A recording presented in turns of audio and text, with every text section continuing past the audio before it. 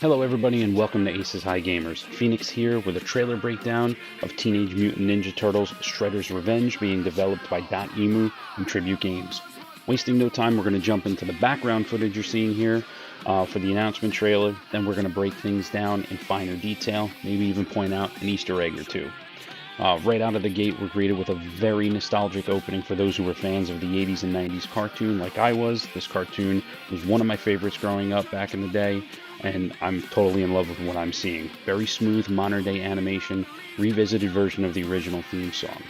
Now, interesting enough, a lot of people, when they first started seeing this without any kind of context, they thought they were seeing maybe a resurface of the old cartoon, maybe they're going to be remaking it, maybe a new continuation of it, of the old storyline, with this new, more modern day animation, but with an old school kind of style.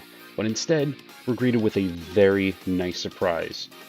Pixel art, side-scrolling, beat 'em up, just like games of old. Teenage Mutant Ninja Turtles 2, the arcade game, Turtles in Time, Hyperstone Heist, you name it.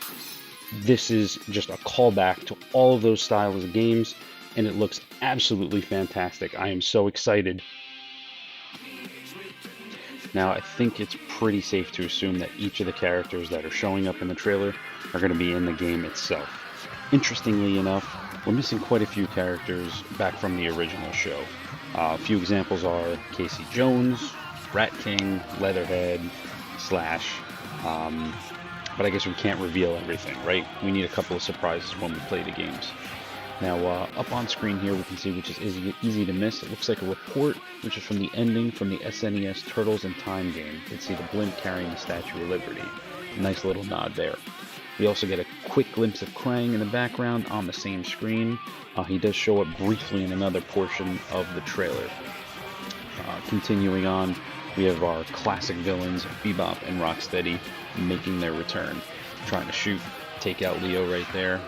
Raphael jumps in, and then we get a nice good look at the good old classic Shredder, just like he used to look back in the 90s. Moving along on the next part here, we're going to get a little bit of action with April O'Neil. Seems like she's been training with the Turtles in her off time, trying to defend herself here. We're also going to get a quick shot of Krang in the background screen again. Coming up next, it looks like Master Splinter has not lost his edge one bit, coming through and knocking the head right off of a Master Robot. Dropping him with the good old heroic landing. Next up, we get to see Chrome Dome towering over Leo. I don't think this particular version has been in any game before. I think he's only shown up in about 3 or 4 games, period. Panning over, we're going to get to see Donnie flying through on the blimps and glider, and Baxter Stockman is giving him chase. So pretty safe to say that Baxter is going to be in the game. We've also seen the Mousers and such. We got Raphael dropping in the background. And then we see Mikey getting chased by a Triceraton here while eating a slice of pizza.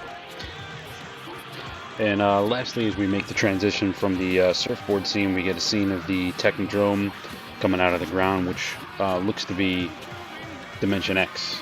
So I think we're going to be seeing a lot of familiar locations in this game when it's released. Moving on into the gameplay breakdown, we can see all 4 turtles here sprinting all at different speeds. Looks like Raphael and Leo are approximately the same speed, with Michelangelo being a little bit more goofy, but also the fastest, and Donatello here dragging behind.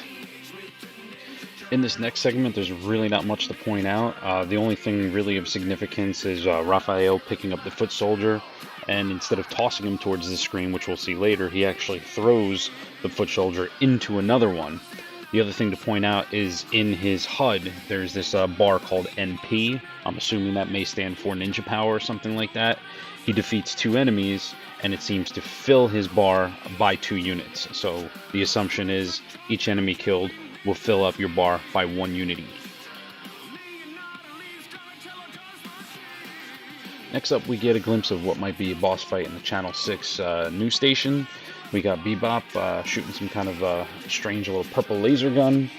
And if you actually look in the background just behind him, you can get a glimpse of Krang's robot body head just kind of sitting back there randomly. You also have a foot soldier that's grabbing a box, so it looks like we're going to have some additional weapons from the foot soldiers to be able to grab things. And also, if you actually paid quick attention in the very beginning, you can actually see Mikey doing a little chicken dance. Is it some kind of taunt? Is there going to be some kind of significance, or is it just something to be funny? Who knows at this point, but we'll hopefully soon find out. Another thing of note with Michelangelo is that, as opposed to his original 80s and 90s cartoon variation using dual nunchucks, he's actually only using one in the game. Not sure the reason for the design choice on this, but it's definitely something that had jumped out at me. Also, if you look in the top right corner towards the end of this clip, you can see Donatello doing a bit of a sliding elbow. Each of the characters do have unique moves, and with regards to the dash attack for Donatello, his happens to be an elbow. You'll see others a little bit later with different variations. Next up, we're going to first focus on Raphael and him spinning his sai, and it looks to be flashing like he may be charging a special move. Maybe it's going to use up some of his MP bar, but he actually moves before doing anything after spinning it around, so it doesn't look like we get any kind of idea of what he was exactly doing. Also, you can see Michelangelo doing a bit of a backflip, and then doing, which could be his version of the charge move, which is a flying headbutt. Another thing to note on the screen, besides the 4 turtles, there are a ton of foot soldiers on the screen. Looks to be about 10 or 11 of them, so there's going to be a lot of chaos on the battlefield, which is also going to constitute as a lot of fun while you're playing the game. There isn't much to this next clip here aside from getting a good look at Rocksteady and his weapons, and also charging through just like he used to in the old games, knocking down everybody in his path. Now this clip here, we have a lot to unpack. Besides the return of throwing a foot soldier into the screen, a la Turtles in Time, we see what could be Raphael's version of his dash attack by sliding into the legs of his enemy. After he stands up, he jumps up and seems to do a Ryu-style dragon punch into the Black Hawks that are up above him. Also to note, these Black Hawks seem to be new. They don't have propellers on the top. Instead, they have giant tanks on the back to give them propulsion. Moving back over to Donnie, we see him do his backflip just the same as Michelangelo did earlier, and he seems to do a different version of the dash attack possibly. So instead of doing the elbow like he did earlier, he does a flying kick. So maybe there's different iterations, different variations for this move. Now, even though he's attacking this foot soldier up close, you can really get an idea of the range of his bow staff. To wrap this clip up, I'm going to be making only my second mention of Leo in this entire trailer. There really was not much to talk about up until this point.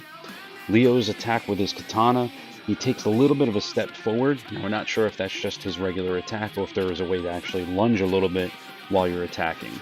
He also jumps up in the air and does that front kick that we saw in Hyperstone Heist as well as Turtles in Time. One other thing to mention is that his katanas are huge. I just want to briefly touch on this screenshot here, which was part of the Shredder's Revenge official website, but was not showcased during the trailer. You can see a pair of Roadkill Rodneys popping up out of the ground, as well as 2 tubular transports buzzing around on top of the Turtles, right in front of the Channel 6 news station. Lastly, I just wanted to briefly point out in the final screenshot of the trailer, all the foot soldiers that are surrounding the Turtles are all carrying various weapons, from nunchucks to throwing stars. There's a hammer in the background, to what even looks like one of them is carrying a cone. So there's going to be a lot of variety in just the foot soldiers alone, and I can't wait to see what other enemies are going to be popping up in this game as well as bosses. And that's going to do it for this trailer breakdown of Teenage Mutant Ninja Turtles Shredder's Revenge. Remember to hit that like button, subscribe, and hit that bell notification button. Also check out my social media links in the description below. Thank you all for watching. This is Phoenix, signing off.